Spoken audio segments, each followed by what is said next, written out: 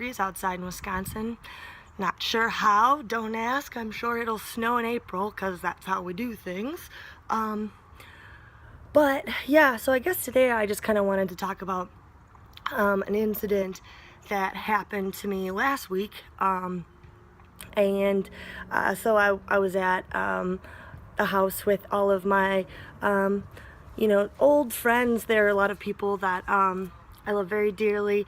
We've kind of all gone our separate ways, and it's always fun to kind of like check in and see where everybody's at, but not put too much of my identity or like self-worth, I guess, based on these particular group of friends. But there was one girl there who I have gone to school with since kindergarten, and she's had this thing with me since I can remember.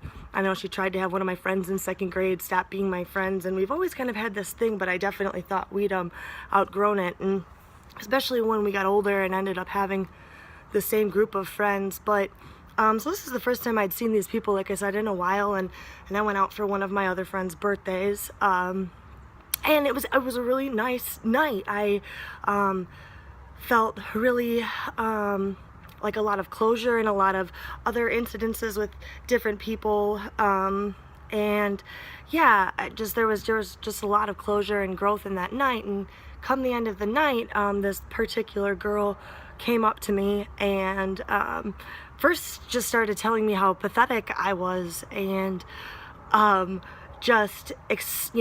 so upset that I was at this party, right, because I am recovering from heroin addiction and I shouldn't be around drugs, or which are mostly just psychedelics at this kind of place, which is medicine, I believe. So I was a little thrown by this, but in the moment I was really able to keep my composure and understand really that whatever she was getting out was clearly something that she had been feeling since we were 5. So I was really grateful that she was able to let go. I mean, I had my hand on her chest, and it was funny as I kept on just explaining to her that I loved her and she could think whatever she wanted about me, and I really didn't take anything she was saying personally. She just kept telling me how crazy I was. And it took one of my other friends to pull me away and remind me, I love hearing my own words come from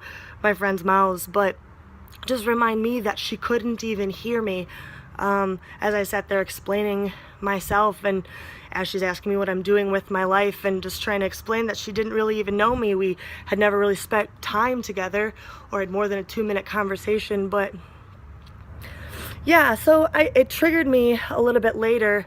I did have a good cry over it. I think it was mostly the sadness and the awareness that sometimes for some people, no matter how far it is you've come and how much you've changed your life, for whatever reasons in their world, it's easier for them to see you how you once were.